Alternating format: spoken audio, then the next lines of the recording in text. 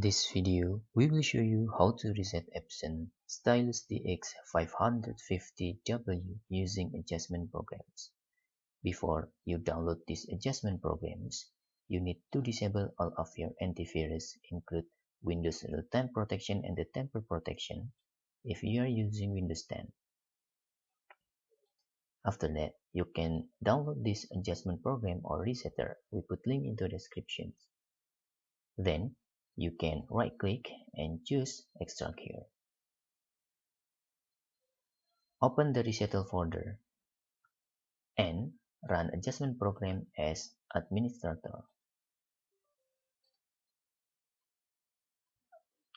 First, click accept and select the model and destination in here. For example, for Espanol in here, and click particular adjustment mode. Select was impact counter and click OK. Please stick in the main pad counter, then you can click button check. Then you can click button initialization. After that, you can click finish.